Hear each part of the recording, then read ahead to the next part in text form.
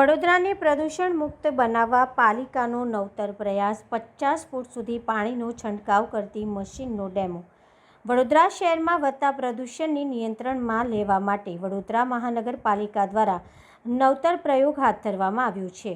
હવામાં રહેલા રજકણોને ઘટાડવા માટે 50 ફૂટની ઊંચાઈ સુધી પાણીનો છંટકાવ કરી શકે તેવી વિશેષ મશીનો આજે ડેમોન્સ્ટ્રેશન કરવામાં આવ્યું હતું। તાજેતરમાં શહેરના AQIમાં ઘટાડો નોંધાતા પ્રદૂષણનું પ્રમાણ વધ્યું હોવાના સામે આવ્યું છે, જેને ધ્યાનમાં રાખીને મહાનગરપાલિકાના સોલિડ વેસ્ટ મેનેજમેન્ટ વિભાગ દ્વારા નવી ટેકનોલોજી અપનાવવાનો પ્રયાસ કરવામાં આવી રહ્યો છે। આ મશીન હવામાં ફેલાયેલા ધૂળના રજકણો નીચે બેસાડવામાં મદદરૂપ થશે। ઉપરાંત વૃક્ષો પર પાણીનો છંટકાવ, રોડ અને ડિવાઈડરની સફાઈ માટે પણ તેનો ઉપયોગ થઈ શકશે।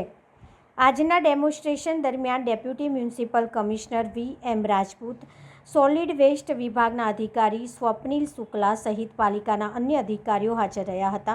પાલિકા દ્વારા જણાવ્યું છે કે જો મશીન ઉપયોગી સાબિત થશે તો પ્રાથમિક તબક્કે આવા 4 વાહનો ખરીદવામાં આવશે અને શહેરના ચારેય ઝોનમાં કાર્યરત કરવામાં આવશે।